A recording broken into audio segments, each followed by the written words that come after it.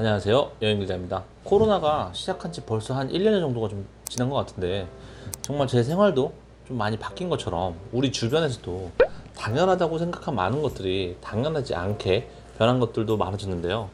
저도 기존에 가지고 있던 여행이라는 좀 직업을 잠시 내려놓고 유튜브도 하고 사무실 월세라도 좀 벌기 위해서 다른 일도 좀 하던 와중에 유튜브를 이렇게 보면 지금 해당 영상 제목과 같은 또는 뭐 비슷한 영상을 클릭을 해서 시청을 하게 되었는데, 뭐 제 주변 지인들이 다 여행업 사람이라 그런지 모르겠지만 전체적으로 좀 다 힘든 사람만 봐서 그런지 뭔가 좀 괴리감이 많이 느껴지는 것 같더라고요. 왜냐하면은 뭐 좀 사는 게 보통 힘든 것 같은데 나 아직 기미도 전혀 보이지도 않고, 대학생들도 뭐 취업도 어렵고 학생들도 뭐 인문계 학생들은 뭐 사실 갈 데가 없고 뭐 죄다 노량진에서 처박혀가지고 나라 돈을 받기 위해 공무원에만 매달리는 것 같은데, 간혹 유튜브 등 이렇게 보면은 그냥 우리나라는 뭐 그 어떠한 것도 뭐 걱정할 필요도 없고 근심 걱정 없이 살 수 있는 어떤 파라다이스에서 살고 있는 느낌을 받거든요.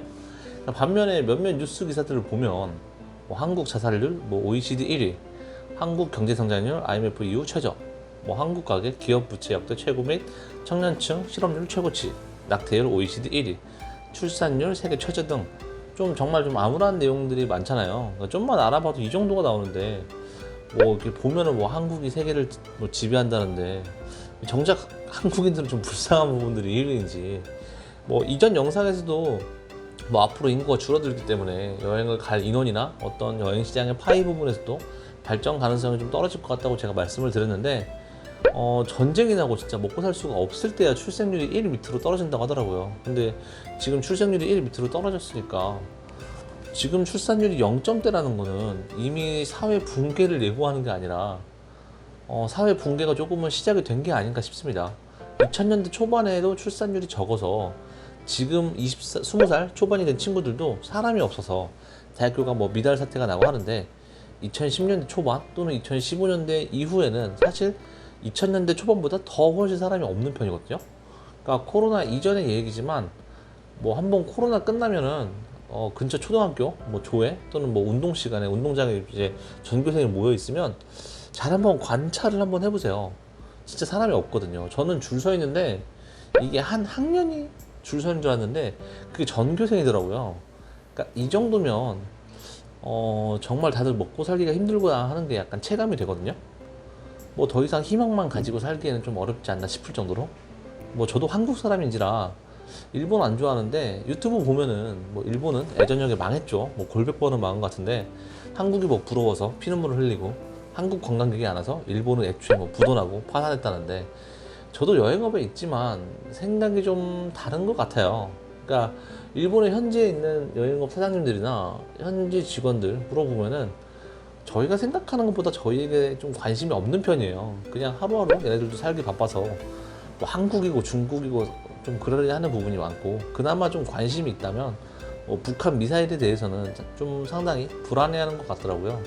얘네들도 예전에는 저희와 비슷한 이런 방송이라든지 이런 게 많은 걸로 제가 기억을 하거든요. 그러니까 출장 가서 호텔에서 TV 같은 거 보면은 뭐 예를 들어서 일본의 길거리 청결을 보고 외국인이 놀라는 반응, 뭐 지갑을 떨어뜨리고 갔는데 그대로 뭐 돌려준다는 해외 반응 등, 아니면은 뭐 아이들이 학교를 혼자 가죠. 일본도 뭐 치안이 좋다는 말 뭐 비슷하죠.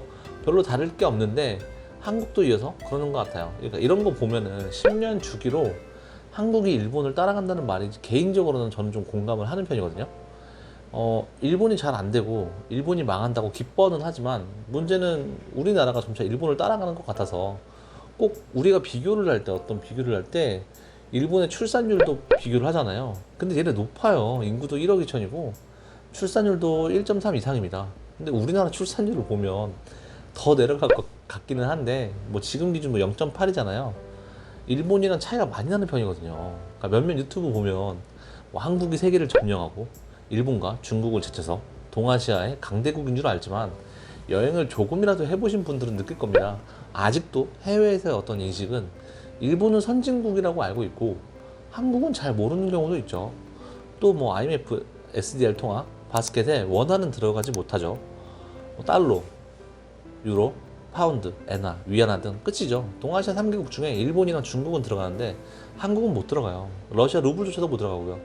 그런데 우리나라가 세계에서 제일 잘 나가고 모두가 부러워한다고 하기에는 좀 무리가 있지 않을까요? 그냥 유튜브에서는 어떤 어느 분야에서든 세계에서 탑급이고 중심축이라고는 말은 하지만 현실적으로 봤을 때는 G20국가? 그 이상 그 이하도 아닌 것 같거든요. 베트남 관련도 사실 마찬가지예요. 그 예전에 베트남 영상을 한 적이 있었지만 한때 왜 박항서 감독님의 관련이랑 그냥 베트남 관련 영상이 진짜 많았었거든요.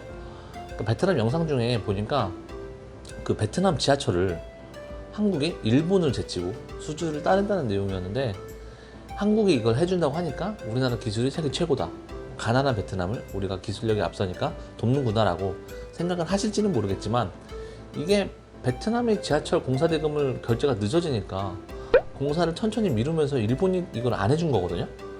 그러니까 이걸 한국이 가져간 거죠. 그러니까 나중에 돈을 받는 거를 좀 신경을 써야 할 것 같은데, 이걸 뭐 다른 거에 비유하면 A가 B에게 물건값을 지불 안 하고 버티고 있어서 B가 일을 안 하겠다고 하는 건데, C가 이걸 돈을 우린 나중에 받겠다고 해준 격이죠. 유튜브 말처럼 우리가 그들을 돕는 건지 한번 생각을 해봐야 돼요. 뭐 베트남은 그렇게 생각 안 하겠지만. 그리고 뉴스나 이런 거 보면 이게 뭐든 간에 끝에 뭐 무슨 뭐 K 이런 거 붙이잖아요. 이게 좀 저는 좀 다르게 생각을 하는데, 웃기잖아요 약간. 그러니까 한국이 아니라 그 대상이 잘한 게 아닐까 싶어요. 그러니까 한국이 아니라 봉준호 감독님이 일을 잘하신 거고, 한국이 아니라 싸이 씨가 춤과 노래를 잘 만들었고, 한국이 아니라 의료진이 잘해서 방역이 잘 된 거고, 한국이 아니라 손흥민 선수가 뭐 축구를 잘하는 거고, 한국이 아니라 BTS가 뭐 잘한 게 아닐까 하는 거죠.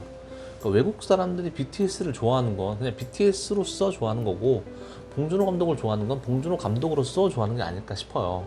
그러니까 영화로도 나왔지만 왜 보헤미안 랩소디 그 퀸이 영국 밴드인지 그게 아프리카 앙골라 밴드인지 상관없이 좋아하는 것처럼 꼭 거기다가 국적성을 부여할 필요가 없는 거죠. 그러니까 자꾸 뭐 K 뭐 이렇게 붙이니까 이게 막 칭찬해달라고 막 조르는 것처럼 보이니까 좀 그렇더라고요. 그러니까 일본은 맨날 뭐 눈물 흘리고 망하고, 중국은 맨날 뭐 부들부들 대다가 땅을 치고 후회하고, 미국은 맨날 뭐 경악하고, 한국에 대해서는 뭐 극찬하고, 전 세계는 맨날 놀라고 뭐 이구동성으로 감탄하고, 뭔 전 세계가 매번 그렇게 대한민국을 보고 그렇게 충격에 빠지는지, 이런 게 약간 비판적 사고를 좀 방해하는 것 같기도 하거든요. 사실 뭐 생각은 뭐 얼마든지 뭐 다를 수 있기 때문에 이게 무조건 옳습니다, 저건 무조건 틀립니다 라고 뭐 이런 거는 아니지만, 저도 뭐 가끔 이런 유튜브를 가끔 보기도 하거든요. 다만 이제 그거를 억지로 뭐 강제로 타인에게 좀 이렇게 주입만 좀 안 했으면 좋겠거든요. 저도 이제 와서 생각을 해보면, 사실 듣기는 싫었지만 여행사 다닐 때 손님들이 컴플레인으로 제가 좀 점점 발전이 되었다고 생각을 하는데, 왜냐하면 이렇게 사탕 발린 말은 위로는 될지는 모르겠지만 현실에서는 도움이 안 되고, 현실적인 충고는 위로는 안 되지만 현실에서는 도움이 된다고 저는 보거든요. 그러니까 제가 나이가 들어서 뭔가 핫한 거보다는 뭐 쿨한 게 더 좋아진 건지는 모르겠지만, 좀 모두가 객관적이고 냉철하게 대한민국을 좀 바라봤으면 어떤가 싶거든요. 이것으로 해당 영상을 마치고요. 해당 영상이 도움이 되셨다면 구독, 좋아요 부탁드립니다. 여러분의 의견을 얼마든지 댓글로 남겨주시기 바랍니다. 날이 슬슬 더워지기 시작하는데 모두 다 건강에 유의하시기 바랍니다. 감사합니다.